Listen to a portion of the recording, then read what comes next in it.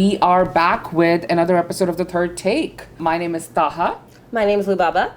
And as you know, you can listen to The Third Take episodes everywhere where podcasts are available. So we're at The Third Take Pod.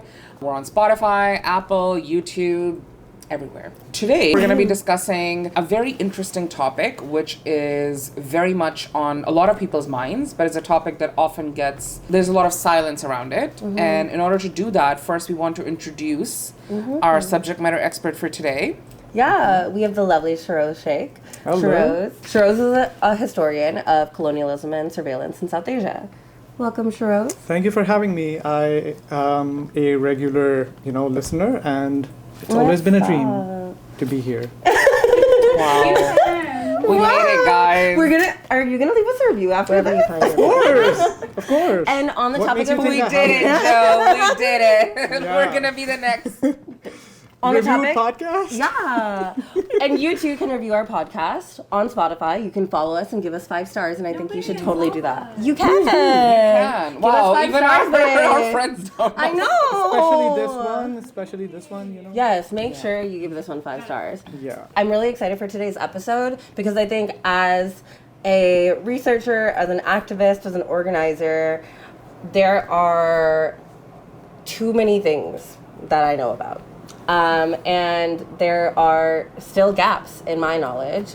And I think something that the left really overlooks, and like you said, there's almost like a silence around, is Kashmir. I think as like someone who is tuned in, who is a South Asian person, I have a general understanding of what goes on in Kashmir.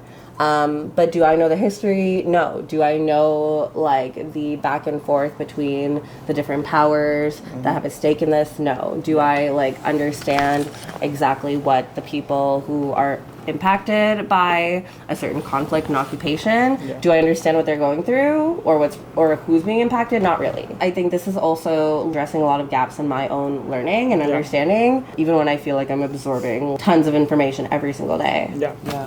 And I think it's really interesting that you say that because I grew up in Pakistan, and I think that when I moved to North America, I realized that I was more informed about Kashmir than like Pakistani Americans and Pakistani Canadians. For sure. And I don't know if you have had the same experience. Similar. Yeah.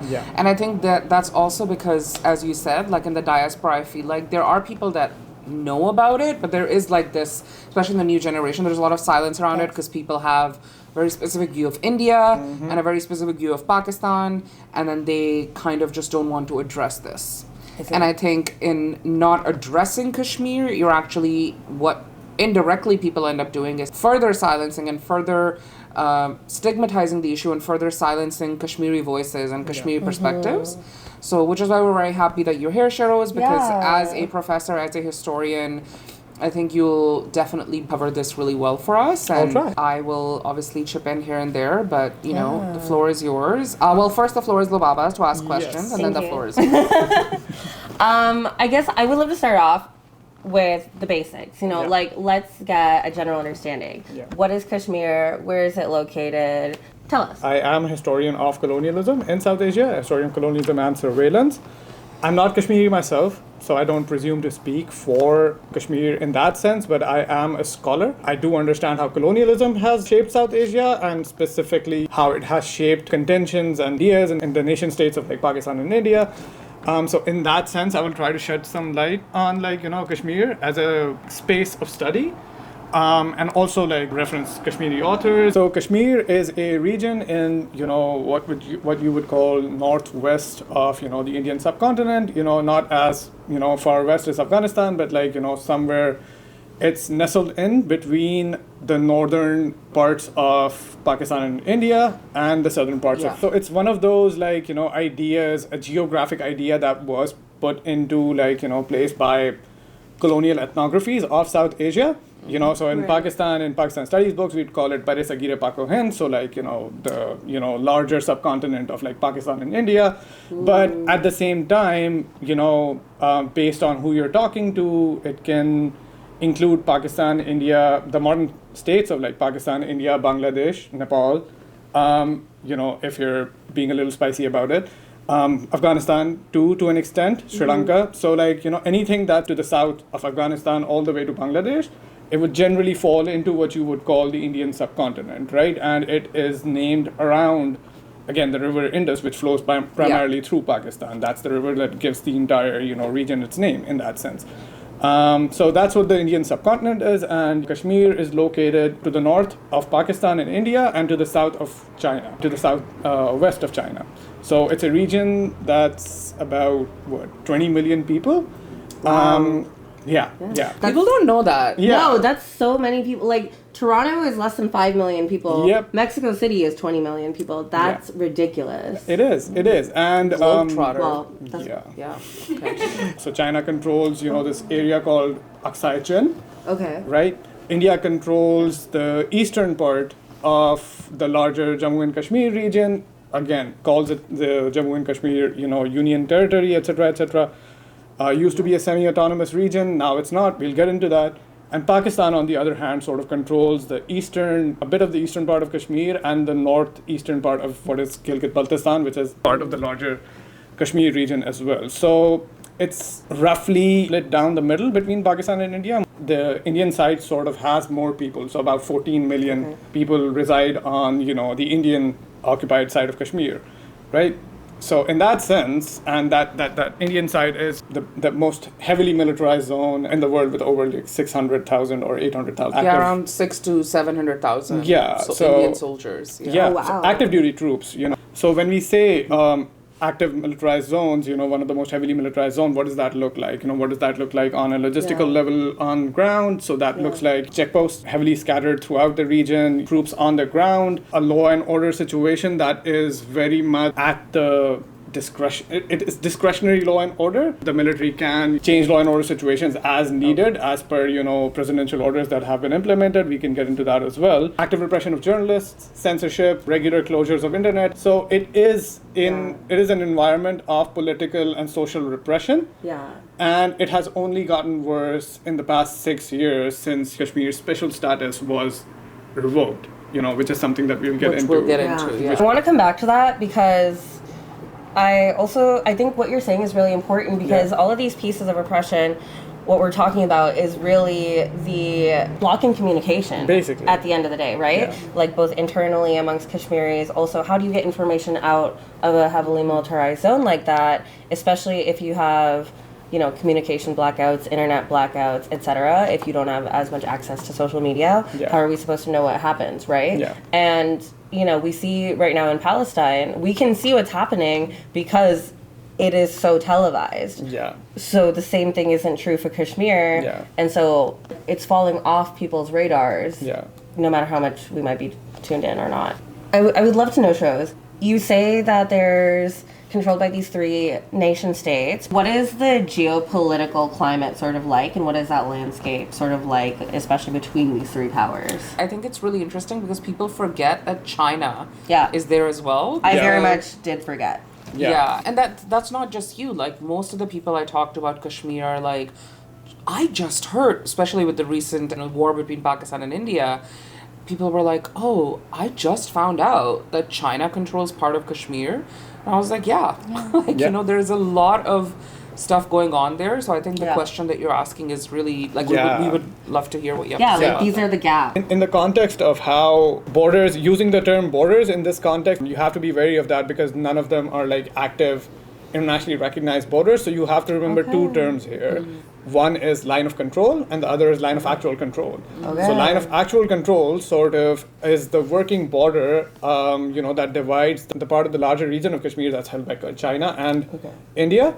And on the other is the de facto border, I would say. It's not an internationally recognized border. It's a ceasefire line between the states of Pakistan and India. So again, these are territorial markers that are born out of war. Wars that, nation states have fought over this one region without the region themselves being like really involved in that sense. So it's like 3 nation states laying claim over a region and going to war over it and like dissecting territory into areas that they can control, etc., etc. So for the context of, this discussion, we're going to be focused a little bit more on like the line of control between Pakistan and India. There is a, de facto border between India and China when it comes to Kashmir as well, right? The part that China controls, it's a smaller part compared to what Pakistan and India control. It's called the Aksai Chin, Okay. right? And that line of actual control was sort of drawn as a result of the 1962 Indo-Sino War, right? Could you speak more to that? Yeah. So the part that China holds, Aksai Chin, the dispute between China and India results from, which white colonizers' line take as the real one. So India, goes with the interpretation that, a certain line drawn by a certain white man was more legit than the line that, another white man drew that China believes is the real one. So it's like really interpreted, the Brits leave, but they leave their mess in that sense. Yeah. Wow, where have we seen that? Crazy. Wow, a Bengali person sitting between two Pakistanis. Where have we seen that before? Oh, yeah. Okay, so my question Yeah, then follow is... the white man. Follow the white man. Yeah. Not just... So, Shehroze Shaikh, end quote. Follow the white man, yeah. Follow the white man. I can't take that. That's from Rush Hour, Oh, That's it. oh my God. Yeah, follow the old white man. Yeah. In the same vein as follow the old white man, if we follow the money, like what is it that's being fought over in Kashmir, right? Like are there natural resources? Is there a specific trade route? Is it like what are these states trying to gain from having control over Kashmir? Yeah, in terms of what they have to gain, again, it's a multi-layered answer, I would say. Okay. Economic reasons, there's geostrategic reasons, there's ideological reasons, and we can unpack all three. When you talk about India and China and the dispute over Aksai Chin, it's much more geostrategic than anything else. Aksai Chin is not necessarily important region in terms of resource, at least to my understanding, or in terms of its human population interest. Who holds the higher ground in military geostrategic concerns, geostrategic appraisals of having a hostile neighbor. That's basically it. And I think that's the thing, right, with Pakistan and India when they've had conflict in Kashmir. India holds the higher ground. Militarily, which is an advantage for India. And that's why a lot of the conflict also revolves around particular points of geostrategic importance, like Siachen, for example, which is the highest glacier point in the entire world, one of the highest least. But here's the kicker, right? When you talk about the border dispute between Pakistan and India, it's not an actual border. It's not an internationally recognized border. It's a ceasefire line. Right, because these two states have gone to war over Kashmir so many times. Pakistan's borders necessarily weren't really defined until 1972, and we'll come to the way that materialized as well. But the border that you see now is a ceasefire line that was institutionalized as the de facto border, as a line that neither state would cross in terms of military action or lay claim to until the problem is resolved between the two states and not the Kashmiri people, of course. And since 1949? Basically. It is very much the line that Pakistan and India sort of stopped at in 1949 when they went to war immediately after partition. Right? When we come to the history of Kashmir, obviously that's something that we can take into talk. Why Pakistan and India sort of what they want from the region, again, it boils down to multiple things. Again, geostrategic, economic. Having power. Yes, having power, having control over, routes that guarantee territorial security of the mainland. In that sense, what's an easier position to defend in case of an invasion? So concerns like that, when we talk about military and geostrategic reasons, that's more or less Pakistan and India's concern. When we talk about economic reasons, again, Kashmir is the headwater for a lot of the rivers that flow into Pakistan and India, especially the Indus, which.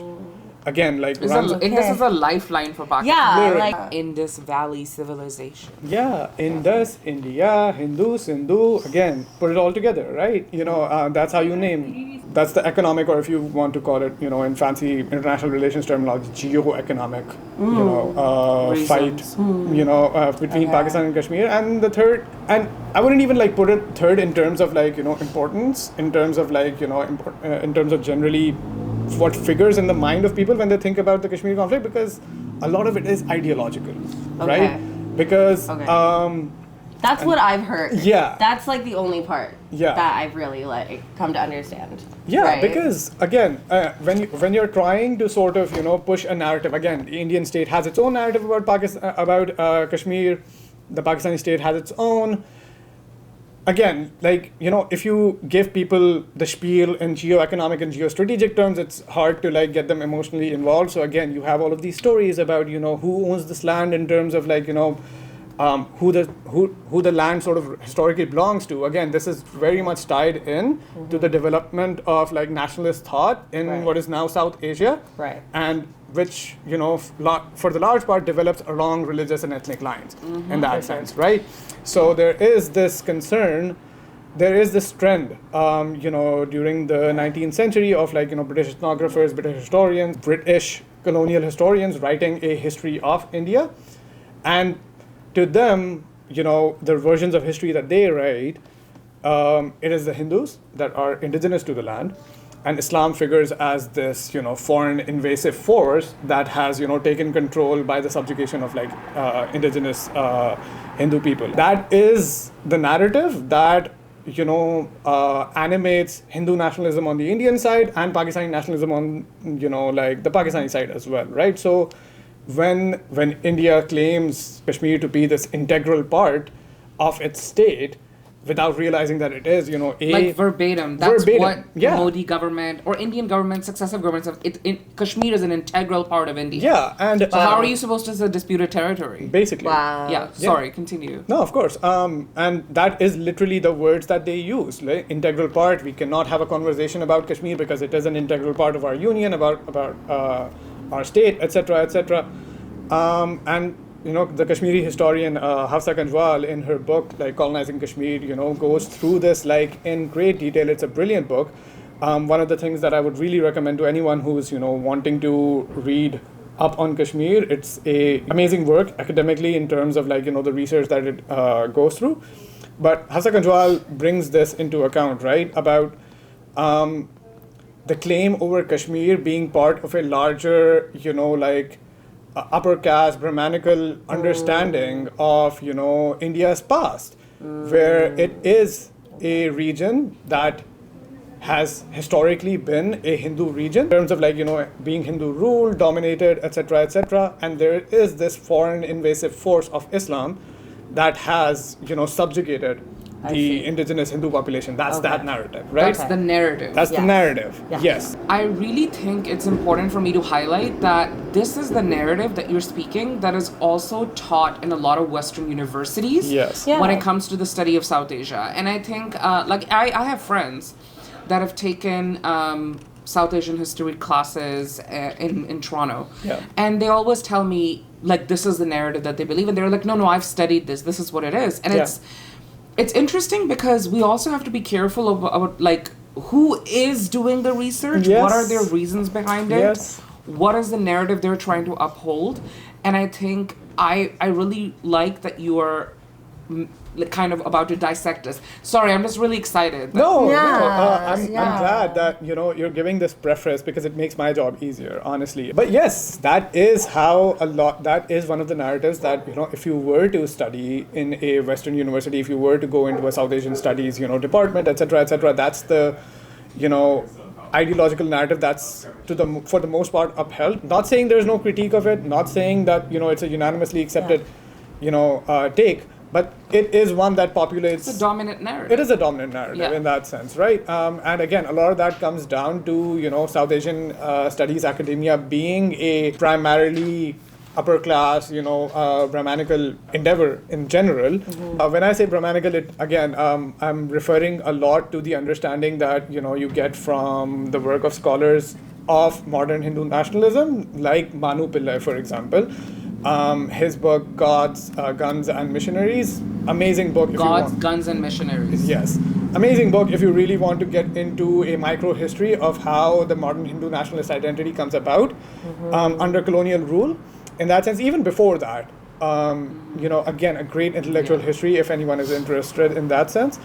But when he talks about like the castes of Hinduism. Oh, okay. Yes, and who takes up this endeavor, who defines in the late Mughal and / colonial period. So we're talking anywhere between like the late 1600s, early 1700s, all the way to like 1947. Who takes up this task of defining what a Hindu is? Right. Right. And in that sense, Manu Espelai, makes the argument that this task is taken up by upper caste Brahmin intellectuals who are also colonially educated to a great extent. Yeah. Right? So it's Like whose the- definition becomes the Yeah. definition of what a Hindu is and what their political identity should revolve around.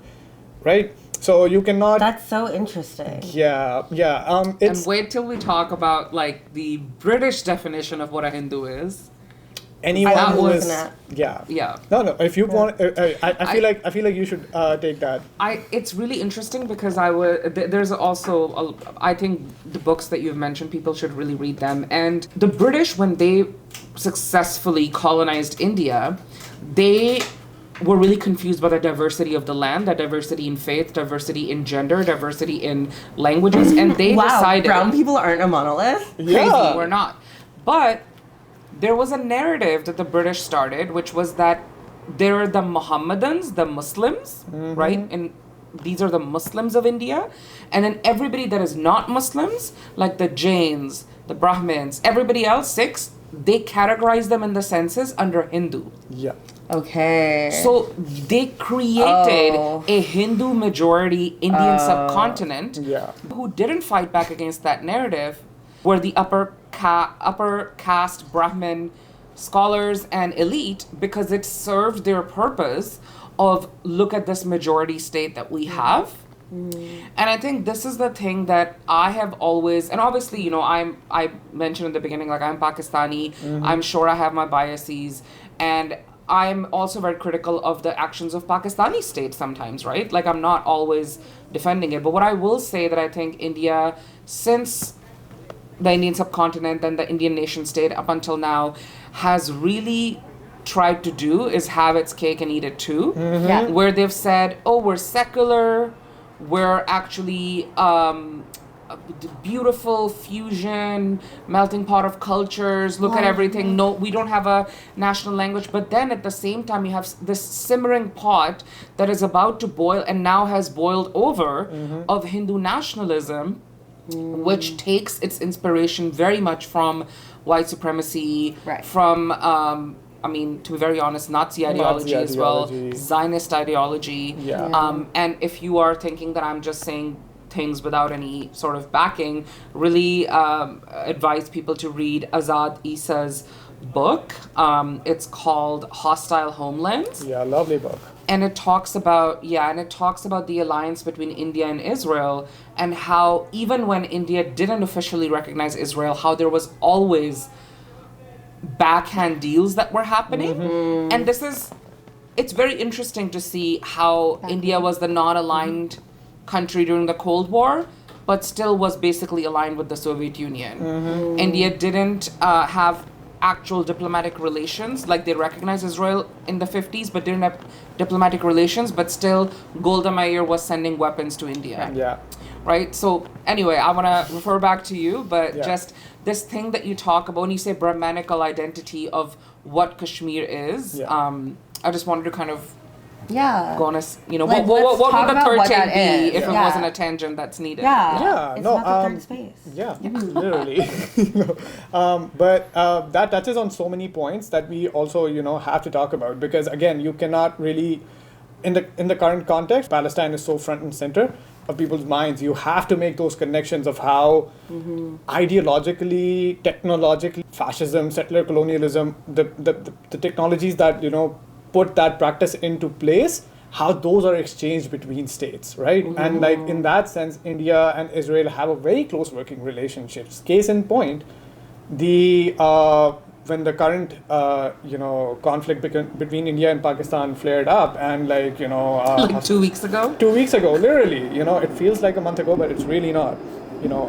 I was on the phone 2 weeks ago, just making sure that my home back in Karachi wasn't under attack from drones. Just saying. But the Indian government, the Indian military, sent kamikaze drones, like hundreds of kamikaze my drones over God. civilian areas in Pakistan. Again, Pakistan Oh my sent drones God. back into India as well. But the suicide drones that India sent in to Pakistan over civilian areas in cities like Rawalpindi, Sakhar, Karachi, Peshawar, etc., all the way up till the Afghanistan border as well, they were Israeli-made drones. there are videos and pictures of, Right. like random villagers with like G9 assault rifles in Pakistan sort of trying to shoot Israeli drones out of the sky. And the drones falling down, and people are like, "Hey, see, it's Elbit systems, Elbit the systems, Israeli Israel, tech etc." companies. Yeah. And what I really want people to understand is that sometimes when it's really because before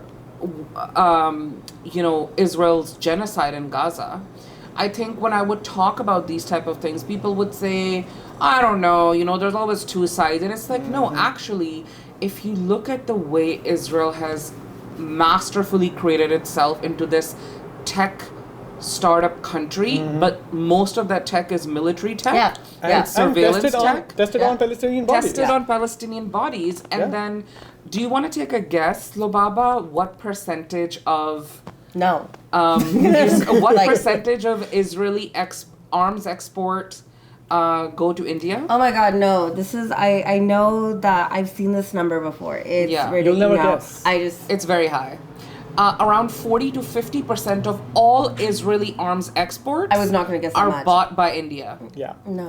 So when people were saying stop creating these comparisons between Pakistan and India and Gaza and Israel, and it's like There's a clear relationship. yes, Pakistan is no Gaza. Yes. Pakistan is not Palestine. Pakistan is right now in itself like a very autocratic military state Yeah. with nuclear weapons. Yeah. But you can't, as Shehroze, you said, like we can't not make those connections of where is this technology being used. And Yeah. Azad Issa in his book Hostile Homelands, he talks about the fact that the drones that and the technology and the drones that surveil the line of control, which is the ceasefire line between Indian occupied Kashmir and Azad Kashmir in Pakistan, it's basically the same Israeli surveillance technology that is used in the West Bank and in Gaza. Yeah. So, and this is also like, sometimes I would see like Like they really- Indian state representatives try to deny that. And I'm like, actually, arms exports and all of this data is available to Yeah, people. it's public source data. It's publicly Yeah. sourced You data. can follow the money and Yeah. see Yeah. that they are birds of a feather. Yeah. Yeah. But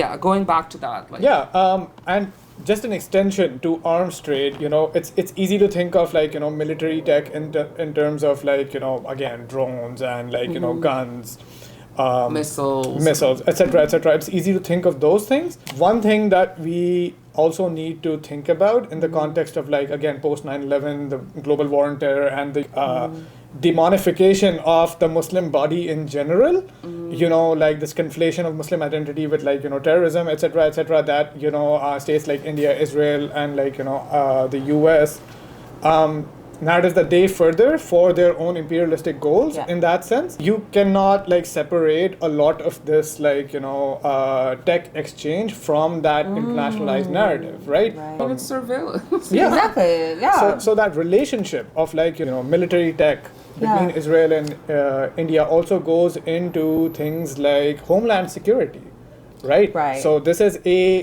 industry, this is a subset of the military industrial complex in the US that, takes center stage after 9/11 because there's this idea of we will never be caught off guard again by these Muslim terrorists, right? And after the, so in November 2008, the city of Mumbai in, India undergoes a massive terrorist attack. Again, tourists, local civilians, they're killed, etc. Israeli civilians in India were killed. Yeah, Israeli civilians in India were killed as well, right?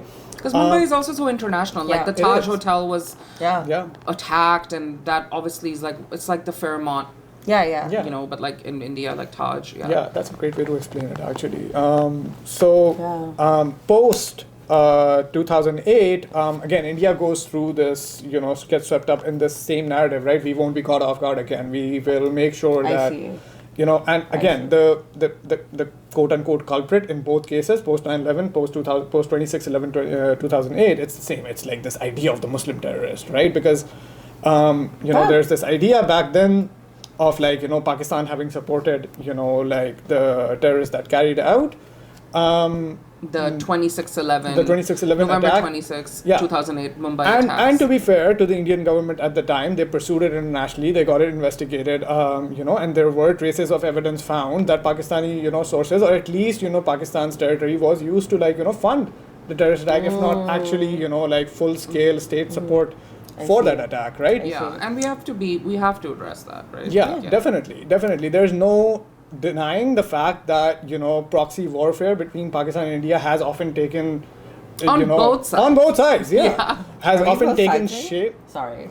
No, but actually, because No. there's always this narrative that, like, sometimes the Indian Hindutva, which means Hindu nationalist government representatives at this point, Modi's government says, like, oh, Pakistan is exporting terrorism. And it's like, yes, but also, if you say that, what are you doing in Pakistan? What are you doing in Afghanistan? What are you doing destabilizing different regions within Indian subcontinent Yeah. too? That's such a bold claim. Exporting terrorism. Yeah, Oh my that's God. that's the entire foreign policy narrative. And again, And it's easy to sell, right? When No, of Europe is course. suffering Yeah. attacks from ISIS, when America is still hell-bent on, like, the war on terror. Now it's like, obviously Trump is now friends with everyone, but I don't know what's happening there. But, And then when, like, it's easy to sell that narrative. Like, India will go to, like, Sweden and say, like, oh, look at what's happening. Yeah, especially like the elite South Asians that want like the validation of white people, especially and white supremacists. It's like this is a cycle that's continuing. Yeah, because to you perpetuate can itself. you can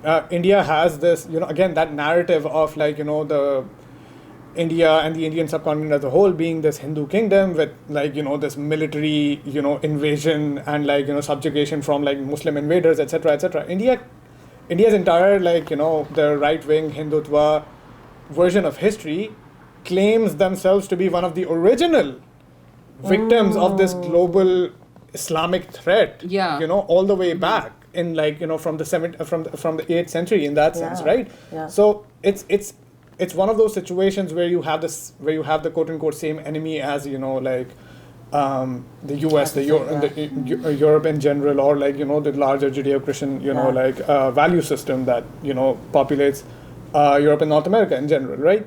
We don't want to be in a situation where we become defenders of, like, nation states with, like, imperialistic, like, objectives of their own. The nation state system, the way it works today, is a system that's, that cannot be separated from violence, because, again, the state as an entity is, born of this, like, idea of the monopoly over violence. Right? Pakistan, inflicts violence in its own territories. India inflicts violence in its own territories, and, in terms of their own rivalries, there is a proxy war that goes on. This is what nation states do. Nobody wants to get into a match to sort of defend what nation states do in that sense, right?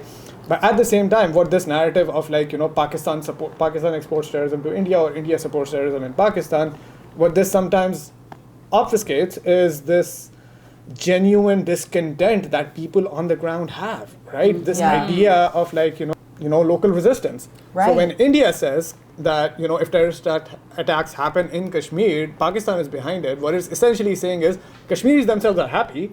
It's Pakistan that is instigating, like, this violence in Kashmir. And by extension, legalizing its own claim over Kashmir, saying, Kashmir resistance as an organic response to the settler colonial project in Jammu and Kashmir, or if you want to call it, like, Indian occupied Kashmir, that has no basis. Like, that doesn't exist. It is only foreign hands. And this is a colonial tactic. I mean, we see this in the West Bank, for instance, where you have Mahmoud Abbas, who's the leader of the Palestinian Authority, and he's very much just a figurehead for Israel. Because, like, for instance, when Palestinian civilians in the West Bank are being attacked, where are the security forces of the Palestinian Authority to protect them? They leave. They let the IDF come in, or the IOF, Israel Occupation Forces, and just do whatever they want to Palestinians. And then in the Indian administered Kashmir, you have, or the occupied Kashmir, you do have same sort of figureheads, like Muslims that will be put on television and be like, oh yeah, we're part of India. But it's like kind of completely dismissing the narrative of the resistance. Right. And we see that in Gaza with, like, everybody blaming Iran first for Hamas. And it's very interesting because I think nobody on this podcast is defending any sort of violence. No. What we are talking about is that you can both understand why something happens and disagree with it. Yeah. Right? Like if Lubaba is constantly throwing water at me and then like pinching me or like throwing like cigarette butts at me, and all of a sudden I'm just like, stop it, and I push her, people are like, Taha's being violent. Yes, but why did that happen? Yeah, and if someone else again, helps this Taha, is not about justification, but let's be very fudging real right now about what happens. And I think what you were saying is so true. Like when Pakistanis claim that there's Indian involvement in Balochistan, I always say, how is the Pakistani government treating Balochi people? Baloch, yeah. Baloch people, yes. Right? And then the same thing with Kashmir. Like, how is the Indian government treating Kashmiri people? Yeah. Don't screw with people and they won't, like be friends with your enemy. Simple as that. You mistreat people enough and they want to get rid of you badly enough, they're going to accept the help they get. Don't put them in that situation. Treat them nicely. Yeah. And you won't have that problem on your hands. Simple as that, right? And that doesn't excuse at the same time, like, for example, Bangladesh acceded from Pakistan. Did India provide military support to the Bangladeshi resistance? Yes. Yeah. Does that, like absolve Pakistan of how it treated, one of its, a majority of its population? Like I feel like at the time of the liberation of Bangladesh, East Pakistan at the time made up 52% of the population, right? Right. Yeah. So how do a population and the population that won the election, yes, and yes, then had a genocide committed against them by the West Pakistani army. Basically, right? So both things can be true at the same time. Yeah. Shehroze, you were saying earlier your Twitter account was banned in India. I feel like we're gonna be banned from Pakistan. No, I really am like concerned for you too, especially. Okay. I mean, you miss 100%. You miss 100% of the shots. You know what I'm saying? That's so General funny. Asim Munir, meri jind meri jaan. Please, sir, Field Marshal, sir. Hafiz sir. I mean, like, they can't ban you from Pakistan. Your Twitter account was banned in India, so you're like... They should think of me as being on their side, yeah, but honestly, like 8,000 Twitter accounts got banned from India and abroad. You were one of them? I was one of them, but honestly, it's an honor to just be nominated, Out of 8,000. Out of 8,000. You were one of them. So the accounts that Thank have you to been the banned. Academy of 8,000. Basically. Sorry. We were talking about... So there's Fawad Khan that's been banned. Right. There's Fawad Mahira Khan Khan is that's like been banned. a very famous Pakistani actor. Yeah, who has a ton of followers in India as well.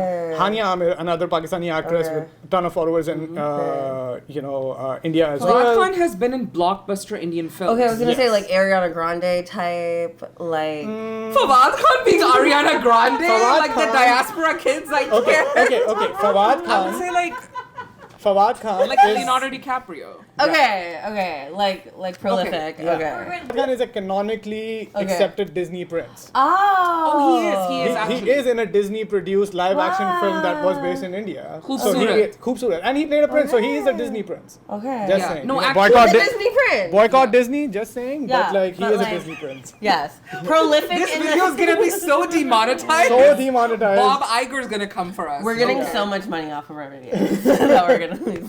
$0. Yeah, give us 1 million views so that even if it gets demonetized, at least we have 1 million views. Yeah, we made it out fighting. Yeah. Guys, it's really the trenches here. But Yeah. anyway. A Disney prince is literally getting banned. He has a Indian produced film that's supposed to be coming out. Wow. So let's that film is going to be boycotted to death in India, I'm guessing now. Yeah. But yeah, there's Fawad Khan, there's Mahira Khan, there's Hania Amir, there's Babar Azam, the premium batsman, cricket batsman So in all these Pakistan. Pakistani like celebrities basically. Right. And me. And What did I do? What did I do? You're a historian Yeah. of colonization and surveillance in South Asia. But what did I do? You have knowledge. You have the information. You're like- and that's what can't get out. The knowledge and information and critical thinking, that's what they're trying to suppress. That's what they don't want out. That is true. And Laba said that, but what I will say is also that, Fawad Khan might be a certified Disney prince, but you're a certified Disney spy. Surveillance. No, certified Disney professor. Okay. Okay. When I say would love- when I say I'm a historian of surveillance, he's surveilling you. He's This you is- see, Okay, all right, let's bring bring it it back. Okay, yes. I would love I- Shehroze, before we get into what's happening right now in Kashmir, Mm-hmm. can you give us a quick TLDR of the series of events that have led up to the current conflict throughout history? Yeah. Like what have been the wars over Kashmir in the past? What has led to where we are right now? Yeah. And who has lived there? Exactly. Yes. Who has been impacted? No, of course. When again, I'll refer back to Hafsa Kanjwal's book, Colonizing Kashmir, because I feel like as a entry point into understanding Kashmir, it's one of the best books that you can read. It goes into it from a settler colonialism, from the lens of studying settler colonialism, etc. In that sense, so the history of Kashmir that starts. The way we understand it today, as the modern idea of Kashmir starts with the late Sikh, early British annexation period. So think of like the mid 19th century, 1840s, in that sense. So the British East India Company at the time, again, like by this time, the British Raj on its own, like officially, is not the ruler of India. It British is the Raj means British rule. British rule, basically. The British Crown is not the body that's administering the colony of India. It is this trading company by the name of East India Company that is there for its own economic interests and furthering it through consolidating colonial role through military force. And that's And it. for our Canadian listeners, does the Hudson's Bay Company sound familiar? So in South Asia, it was the East India Company. British East India British Company that just wanted to trade. Just trade. Just wanted to trade. Yeah, there's that Indian meme where he's like, मुझे लगा ये foreign के लोग हैं, इनको चाय पिलाना चाहिए, मुझे नहीं पता था मेरे साथ ये लोग ये करेंगे. That literally means that I just thought these were foreign visitors and I just wanted to be hospitable to them. I didn't realize this is what they do. So yeah, just saying, The Hudson's Bay Company. Wow. Yeah, so we can happy cut they that just- out. A meme reference, random. So happy Yeah. they just went bankrupt. But in the 1840s, Bankruptcy Hudson's is deserved. Bay, not- Hudson's Bay. Yeah. Bankruptcy is deserved. Sorry. Say, like, we are obviously very sad for the workers, but it's also really yeah. messed up. Just a really quick tangent. Yeah. That Hudson's Bay gave its executives all of this money, and like the workers are not even getting proper severance. Oh, they don't even get severance. Yeah. And like they didn't, like they were just cut, their jobs were cut out of nowhere. Yeah. And it's like the people that are executives are probably not going to have a quality change to their life based on whatever bonus they Yeah. got. But the folks at the retail level, floor workers, are like they're out of a job now, and that is their livelihood. Like right, like and Hudson's Bay is also like always monetized on like selling indigenous art inspired products. Yes. And they've always said like, oh, we donate a percentage of this, but now actually Hudson's Bay Corporation company owns some indigenous, like real indigenous artifacts Oh, wow. that they're trying to auction. And I'm like, maybe you should What? just give them back to Yeah. the indigenous communities and tribes where they belong. yeah, it all comes back to So greed. it really shows us, even today in the Canadian state, how the tentacles of colonialism are so Tantalizing. are so like wrapped around our daily Yeah. life, and Yeah. then like going Yeah. back to Yeah. 1840s Indian subcontinent. Yeah. The British are there through the British East India Trading Company, Yeah. not as the British sovereign crown there. Yeah. And then what happens? Yeah, just adding a little bit to the conversation about like these trading companies generally being the face of colonialism before the Raj or before the crown officially takes over. In that sense, if you want to understand a problem, a historical problem when it comes to colonialism, follow the white man. If you want to understand the solution, always follow labor. Just saying. In the case of Kashmir, it comes down to labor as well to a great Wow. extent, right? So when we talk about the modern history of Kashmir, again, we have to start, the place where Kashmiri historians have Yeah. started is, the 1840s, which is when, the British East India Company annexes the entire region of Kashmir. So all the way from the part that is now administered by Pakistan, Gilgit-Baltistan, all the way to, the eastern most region called Ladakh in India, right? Okay. So they are able to defeat the Sikh Empire, which is ruling Kashmir at the time. Again, a multi-religious, multi-ethnic empire, not necessarily based off of an ethnic supremacist ideology, just an empire in the pre-colonial sense of it, right? And interesting that you say a Sikh empire, because the whole thing about Hindu nationalists being like it was all just a Hindu, one India, we were colonized. There were princely states. There were still Hindu dominant states and princely states and Maharajas. And then you had Maharaja Ranjit Singh, who was the Sikh empire leader in the province of Punjab and Kashmir. Sorry, go ahead. And parts of KPK, which is now in Pakistan. Khyber Pakhtunkhwa. So the British defeated the Sikh empire and then got Kashmir and Punjab. And they were helped in this process, as they are always, by local colonial collaborators, by this family called the Dogras, which are from the Jammu region, which is the more Hindu-dominated region of the entire, region of Kashmir when we're talking about this, right? And like any good, colonial empire does, you reward your collaborators because they are the face of your empire, so that you're not really ruling directly, but you are maintaining this relationship of colonial exploitation through a local intermediary. They did the same in the region of Sindh. They did the same in the region of Balochistan and KP, which is most of what made up the now nation state of Pakistan. So this is the relationship that the Kashmiris sort of have with local, rulers, and the handing over, the colonizer presuming to hand over entire territories to its collaborators. That handover didn't happen for free.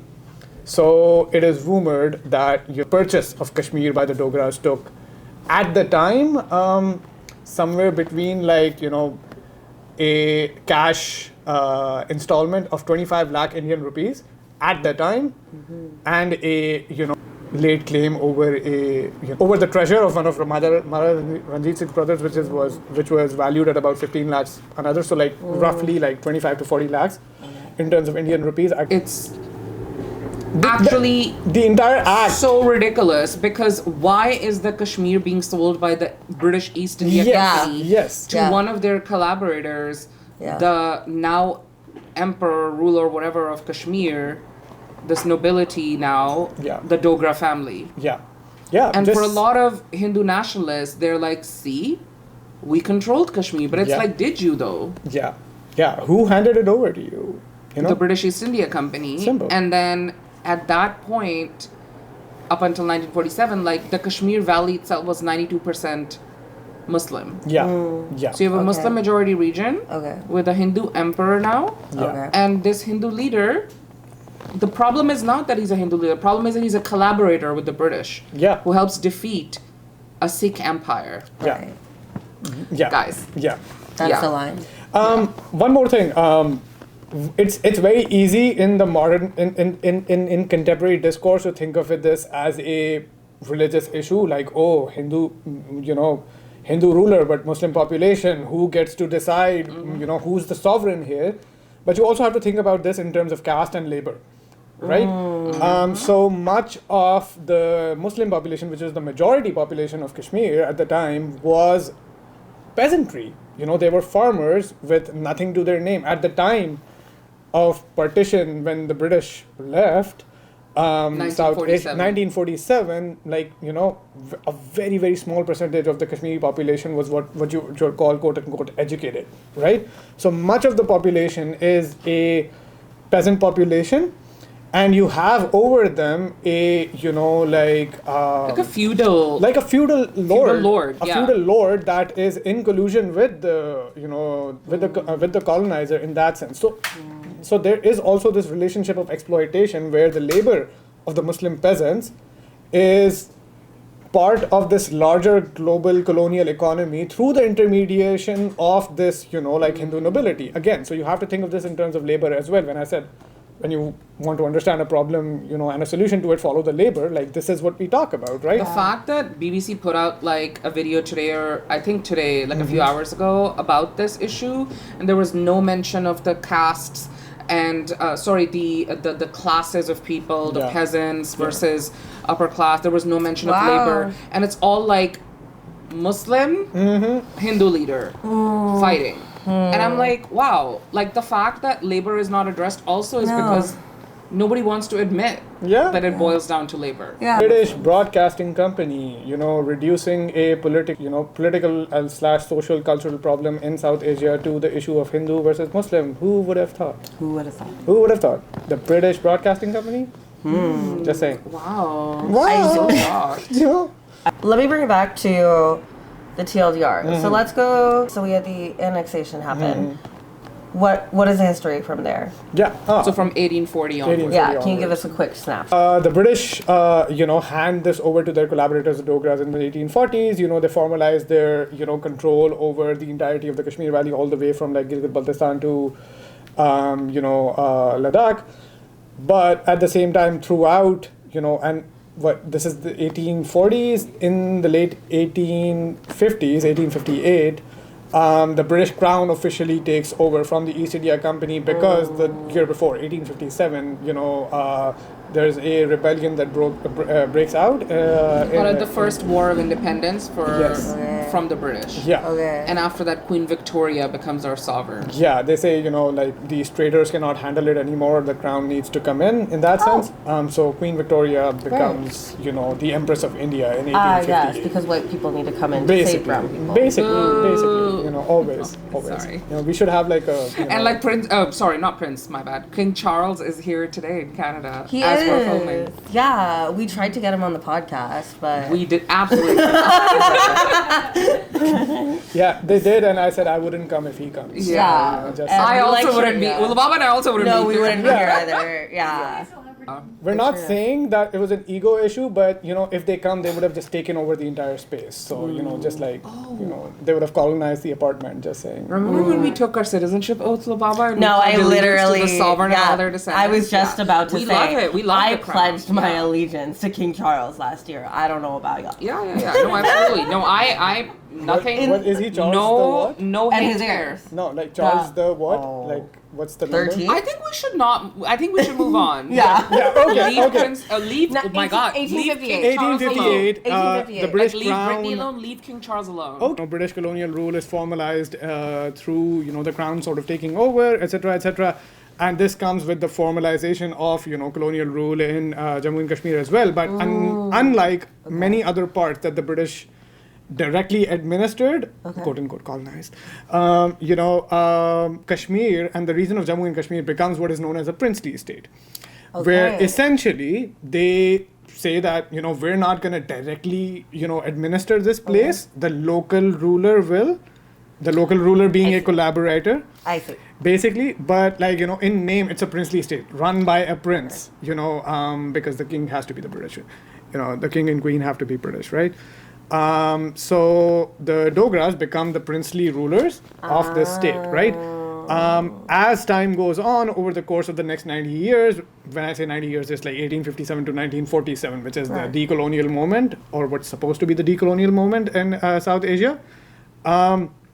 There is a concerted effort on part of Muslim nationalist leaders across the board to sort of revive Muslim nationalist sentiment in Muslim dominated areas, Kashmir being one of them, right? So what ends up happening is when the Brits are drawing their lines in 1947, deciding the fate of millions of people by the stroke of a pen. By the way, the man who drew those lines, Cyril Radcliffe, never visited India. He was never on the ground in India visiting the areas that he was about to partition. So just, and it was done in 7 days. 7 days? And he Yeah. used census data from back in the day. Well, it was done really poorly. He's Yeah. literally just painting fuck all and drawing lines wherever he Yeah, feels yeah. So it's the same way that colonial violence is inflicted on racialized bodies. It's also inflicted the same way onto racialized space, right? Simple, because you think of them less as human beings. Yeah. Simply you can disrupt their entire lives and it wouldn't make a sense. It would fit around the line that you draw because Right, that's yeah. the, It's like Because, also with Indian subcontinent, right? 1947 when Pakistan and India became independent, but then you have 1948, the creation of Israel, and it's so funny because a lot of the Zionists always, or the hardcore Zionists will say oh, well, in 1948, we accepted a Palestinian state. It's like, no, the British, and Wow. you just drew borders Yeah. and said, Palestine, you get this, we get this. Whereas, like, I would really like to ask people in Toronto that if America comes here tomorrow and says the West End is part of the US, East End is part of Canada, Are we just going to take that? No. Like, for instance, I have friends like you that live in the West End. Yeah. I live in the East End. There's communities, there's families. So, like, for the British to be, and colonial powers in general, to be doing this in all over Middle East, North Africa, and then also in South Asia, the trauma that inflicts, Yeah. sorry to, like... But like in It's kind of- places they've never been also. You've In the never places been they there. don't understand Yeah. in that sense, right? Things that will And never you're impact forcing that. a religious nation state on people. yeah. But anyways, continue, Shehroze. Yeah. They'd say, "Oh, this is what people wanted," but again, it's not as simple as that. And when they say like, "Oh, we gave Kashmir like self-governance," and I'm like, "No, you just had your friend, cronies, your puppet leader basically. run it." But anyway. So when in 1947 the decolonial movement sort of arrives, the parts that are directly administered by the British, they ceremonially, like on paper, have the power to be like, okay, this is what we'll partition. So they partition, Okay. run a line through like the Punjab, Right. and on the east, and they run a line through Bengal. Splitting into West Bengal and East Bengal, as East Bengal later becomes Pakistan, East Pakistan, and then the state of Bangladesh, right? And Punjab is sort of divided, currently between Pakistan and India, and then it was further divided on the Indian side into the state of Haryana as well, right? So what ends up happening is princely states at the time, and there were about 200, I would say, like I don't know, maybe like But 100. they got to choose They got to choose where they want to go. who they want to go to, right? Are they gonna? It's like a fucking internship.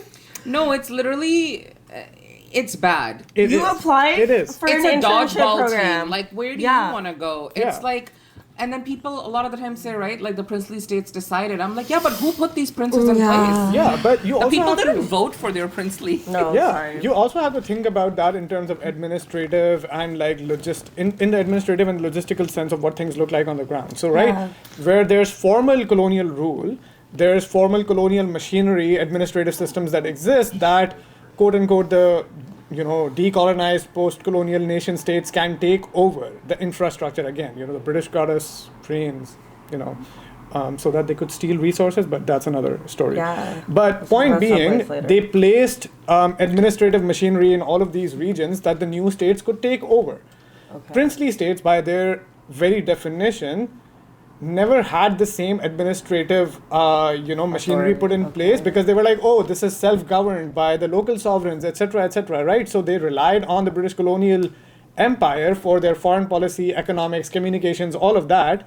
Everything else they left to the local rural in that sense, right? So when the British leave, these princely states do not have the same administrative mechanisms in place that directly administered areas do.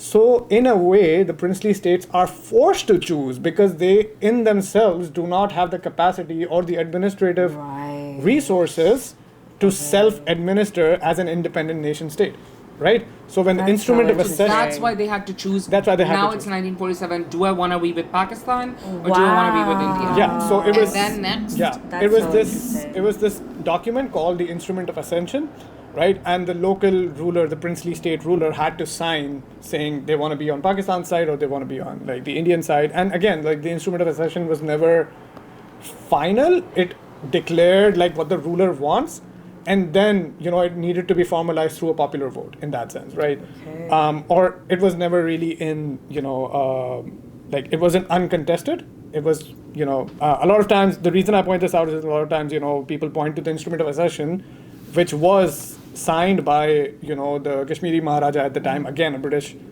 collaborator, Yeah. appointee in that sense, saying that the sovereign of the land handed it over to India, agreed to like accede to India. So a lot of people point to like the Instrument of Accession as the legal cover for like India's control over like Kashmir in that sense. But like again, it is a flawed like document in itself, etc. And again, Hafsa Kanjwal makes this argument as well. Social and